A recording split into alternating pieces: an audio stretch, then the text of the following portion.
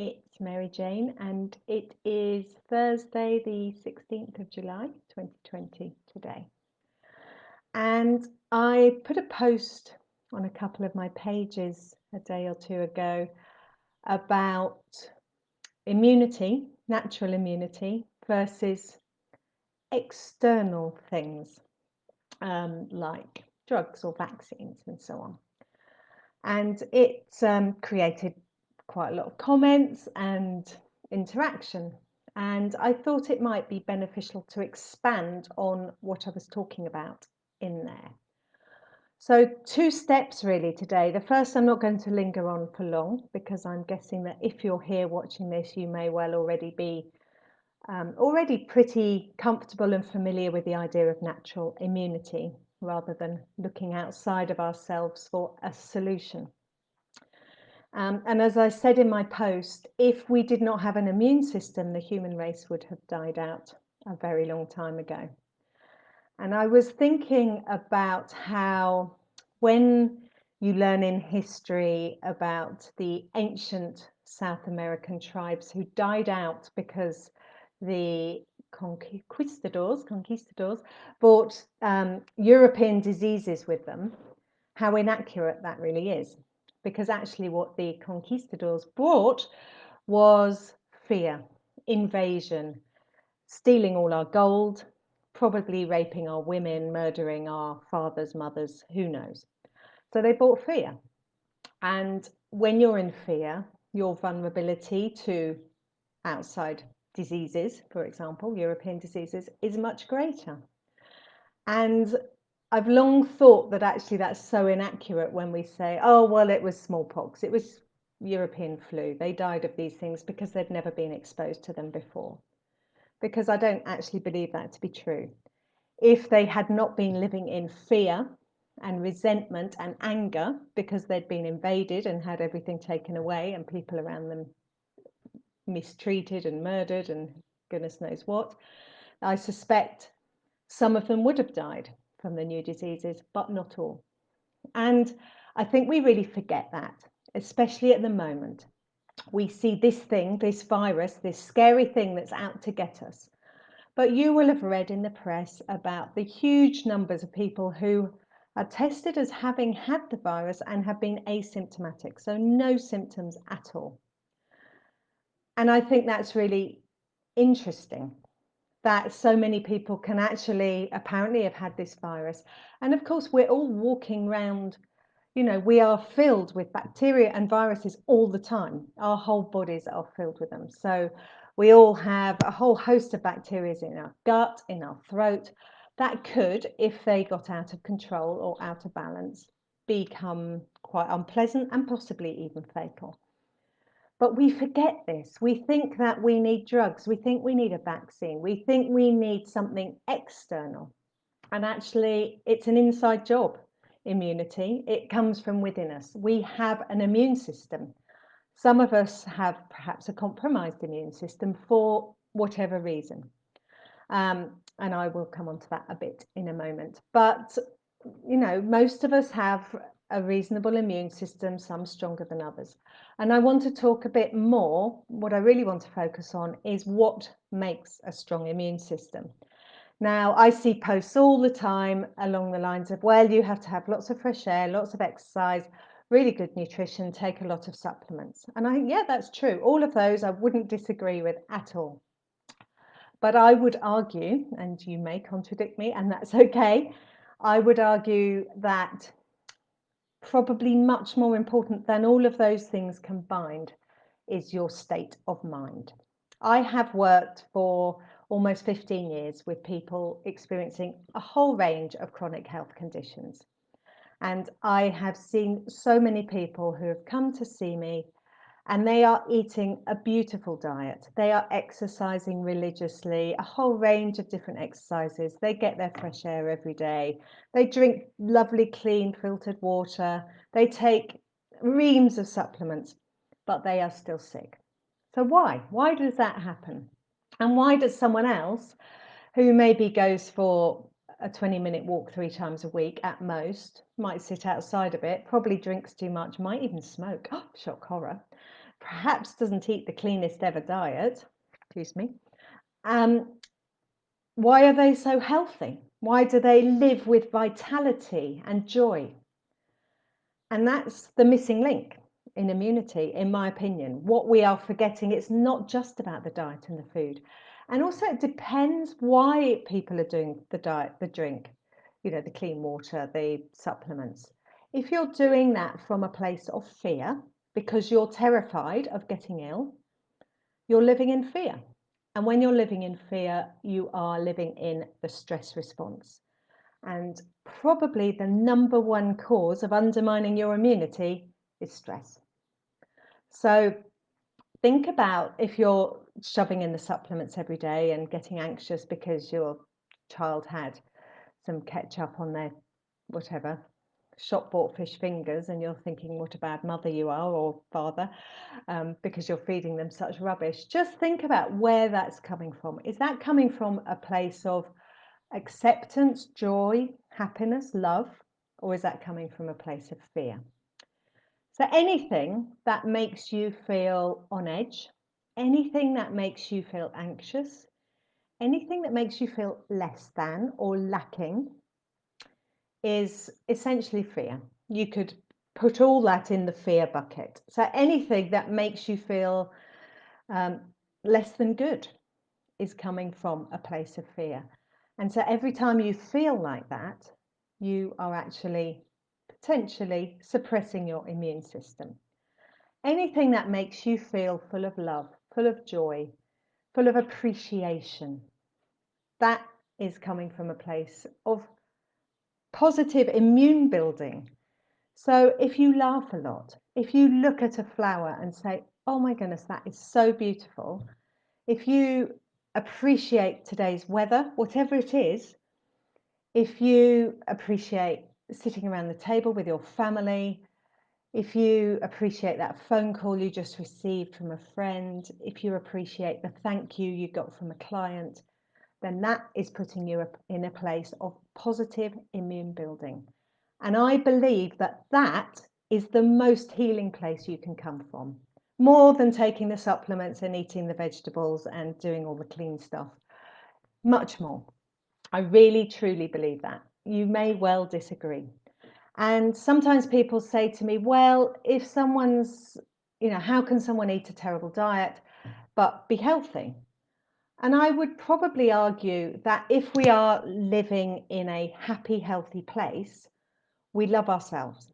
Oh, shocking, hey? To love yourself. We love our body. We love what's best for ourselves. So we seek out what is good for us. And when we seek out what's good for us, yes, we might have the occasional bottle of wine or cigarette or hamburger or whatever. But most of the time, we are going to seek out the things that make us feel good because we love ourselves. So why would we not give ourselves the best nutrition that we can? If I had to condense the 3 stresses that we experience in life as humans, I would condense them into 3 main categories. The first would be health. So I see ever so many people anxious over their health, of course.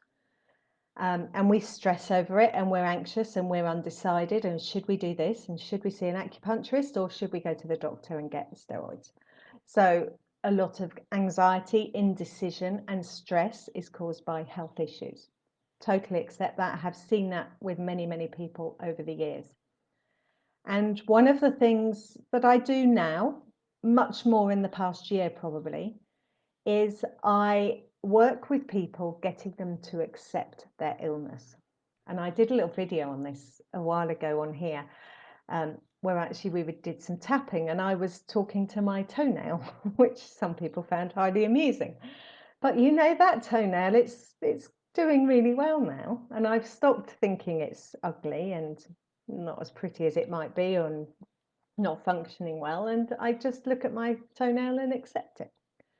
So when we accept our illness, my favourite expression, you've almost certainly heard me say this, is what we resist persists and what we accept dissolves.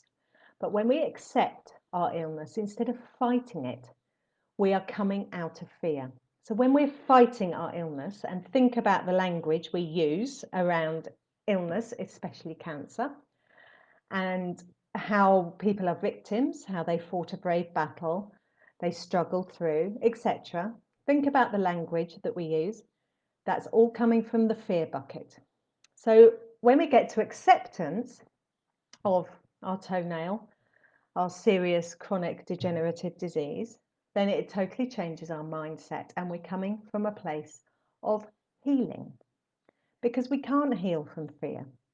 And if you have a chronic degenerative disease and you are consulting, even if you're using natural medicine, if you're consulting every therapist you can find and who gets recommended and it comes up in your Google search, you are doing that from fear.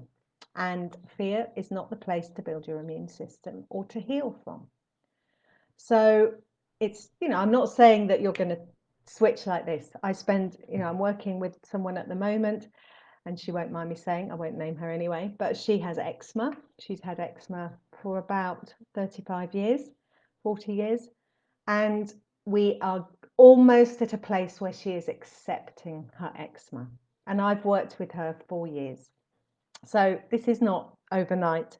This is not immediate. So health, definitely I would put that as one of the key 3 stresses for people. Okay. Second one is our financial situation. I'm not going to say poverty and I'm not going to say money. And it is nothing to do with how much money you have in the bank. Let me say that again. It's nothing to do with how much money you have in the bank. Now, I realise that if things truly are a struggle and it is really hard to put food on the table, then that is going to be deeply stressful. But for a lot of people, there is a perception that there is not enough. So they have a feeling permanently of lack. Even though they have somewhere comfortable, dry, warm to live, they have enough food, they have clothes that aren't falling apart at the seams, they're able to provide their children with what their children need. But what commonly happens, in particular in our Western culture, is we look at other people and we see that they have more, and then immediately we feel that we have less and we lack. We immediately go into lack, and when we feel a lack of something, we go into the fear bucket. Okay, whereas actually, let's say you have £200 in your bank. For some people, they would look at that and they say, oh, great, £200, that's good, that's sufficient. And I know there'll be more coming. And they will be maybe not ecstatic, but accepting of £200. Other people might look at £200 and go into a frenzy of anxiety, because how are they going to pay the bills? Of course, it depends on your means and your outgoings and what you know is coming. Of course, I realise that. But the financial position and our feelings about it are not to do with how much there is. It's to do with our perception of it. So if you're able to turn around your anxiety about money and your need for more stuff all the time, because we are consummate consumers of stuff. I have been guilty of this myself, probably less so now, but still occasionally buy stuff. But I remember at one point I was literally having a delivery every day, 4 weeks.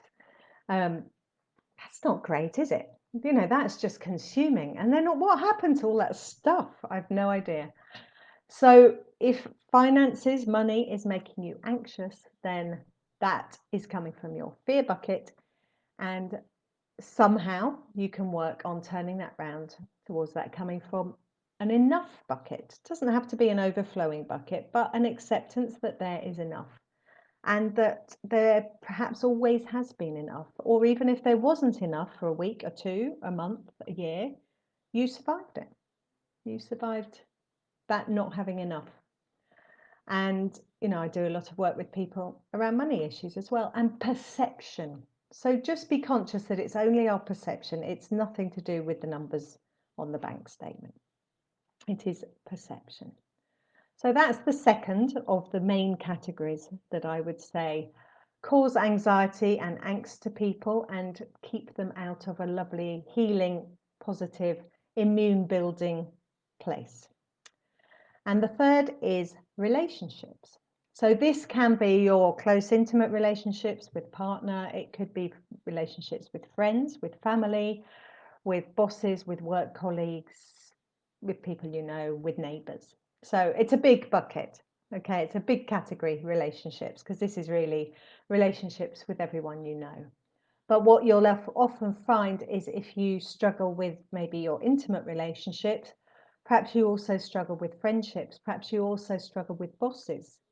I know somebody who I hadn't seen her for a while, but I used to see fairly intermittently. And every time I saw her, she seemed to have left her job, started a new one because her boss bullied her. Now, that happened at least half a dozen times. And there is one common denominator in that story, isn't there? So what was happening that she felt that she was being bullied by these bosses? What was going on? So it might be that you feel, oh, people always leave me. People I love always abandon me.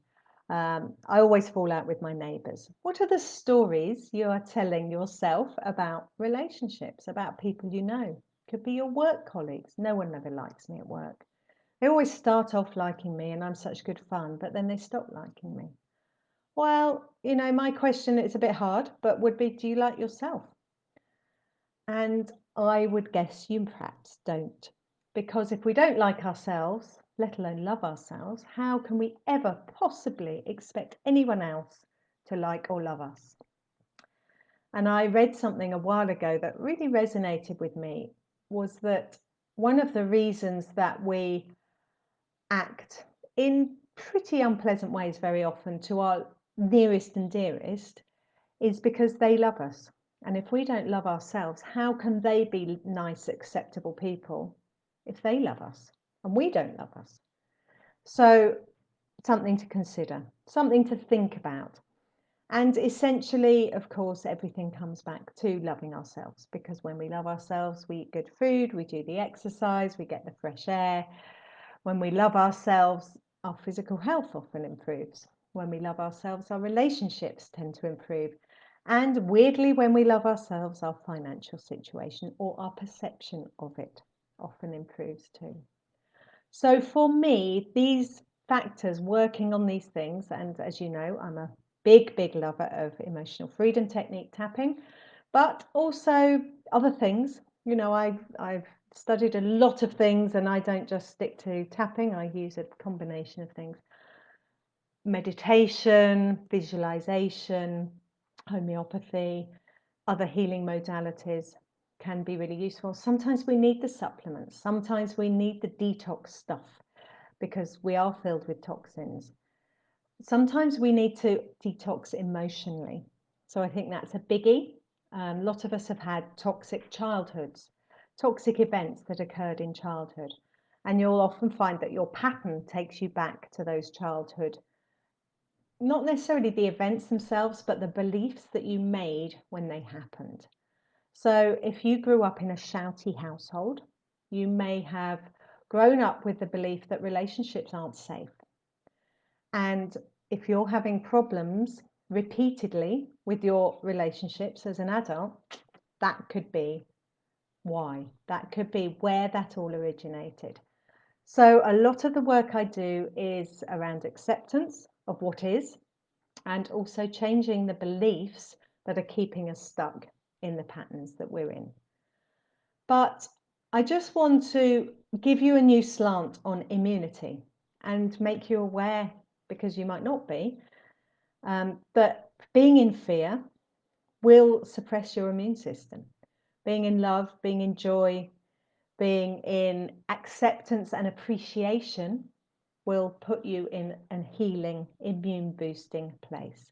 Now, that might be really difficult. You might think, oh my goodness, I can't get out of fear. You know, I'm afraid of poverty. I'm afraid of this virus. I'm afraid of my health condition. I'm afraid of my family situation. So there might be a ream of things there. So I would invite you to start writing those down. Maybe draw a mind map if you're a visual person.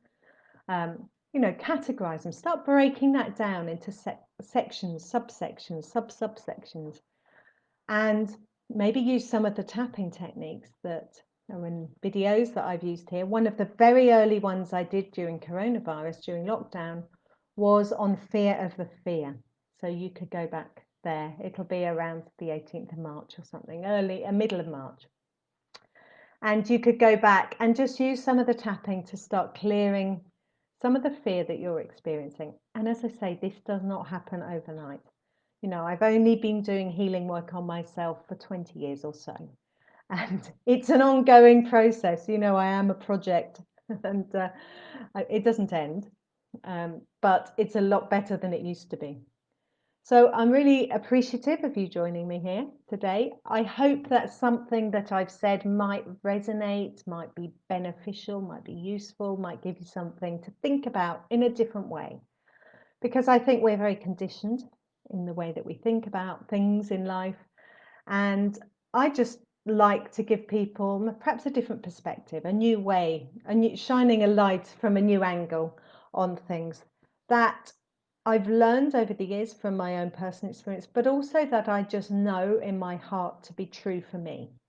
So I just get a knowing when something is true for me. And of course, all our truths are different. What's true for me may not be your truth, and that's fine too. So sending you wonderful immunity, brilliant health today, and I'd love your comments below. Please comment. I'll try and respond to everything that everyone's written. I've shared this in various groups and things, so I'm not accessing all the comments at the moment. But I would love your comments and feedback and thoughts about any of that today, and sending you a fabulous day.